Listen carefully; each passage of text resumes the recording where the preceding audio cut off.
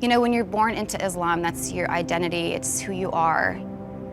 I was born and raised in Amman, Jordan for 14 years. I grew up in a pretty large conservative Muslim, very traditional family.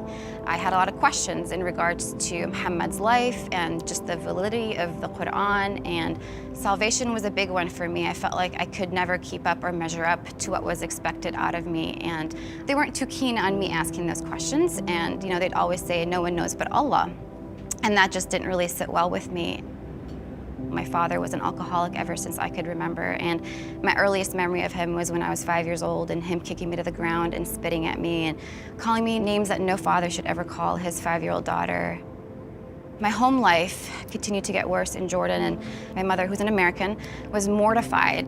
She was afraid for her life and our lives, and my mom encouraged my dad to bring us to America to better our English for, you know, jobs down the road or schooling, and he agreed to. So they moved us from Jordan to America in the year of 2000, and when my dad would come and visit, his alcoholism just got worse and worse. That's when I met a boy in high school and we fell in love, and it felt good to be loved by someone, and one thing led to another, and I found myself on my parents' bathroom floor holding a positive pregnancy test at the age of 17.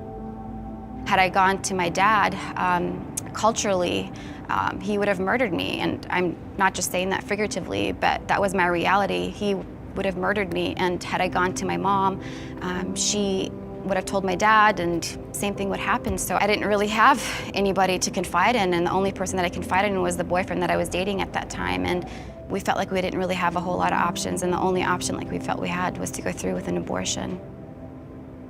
That was very hard for me because I've always valued life. I would daydream about what it'd be like to hold my baby one day, and to have gone through that was very devastating for me, and I struggled with shame, embarrassment, and depression, anxiety, and self-worth. And I was trying to fill that pain and that void in my life with things of this world that just made that pain and that void in my life so much bigger, and I was just going down a dangerous, dark, and downward spiral in life. I knew that my sins were deemed unforgivable in Islam, and I knew that I was so extremely hated by Allah. And at that time, I was trying to search for some form of forgiveness and hope, and that's when I went to the Quran. I actually opened the Quran, and I stumbled upon Surah 4, 168 through 169, and it goes something like this. I'm kind of paraphrasing it, but Allah does not forgive those who reject the faith and do wrong, and that He doesn't lead them into a better path, and the only path that He leads them to is to hell. And I remember reading that and just feeling so much fear and hopelessness.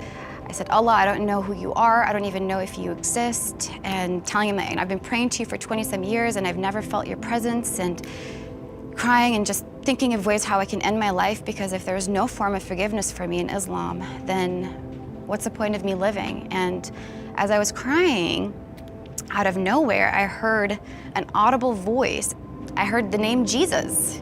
So I, looked up to the heavens, and I opened my hands, and I had tears going down my face, and I said, Jesus, I'm like, I don't know who you are, but if you are who you say you are, please reveal yourself to me, because I can't go on living life like this anymore.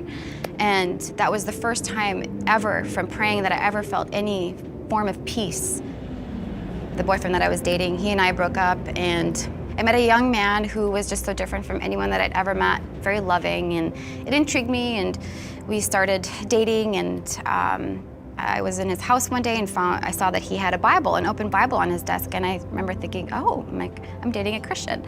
And shortly thereafter, I met his parents and grandparents, and I just remember observing them and just thinking, they have love, they have this joy, they have this peace and this freedom, and it's like, I've always wanted what they had, and I remember thinking, they have Jesus in their lives.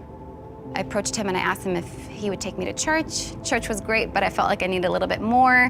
So I asked him if his grandparents would do Bible studies with me. I remember reading Romans 5:8 for the first time, but God proves His love for us in that while we were still sinners, Christ died for us. God's love for us is not a response to our goodness, but in spite of our lack of goodness. And at that moment, I realized how different it is being a Muslim from being a Christian. That's when I decided to be baptized and become a follower of Jesus.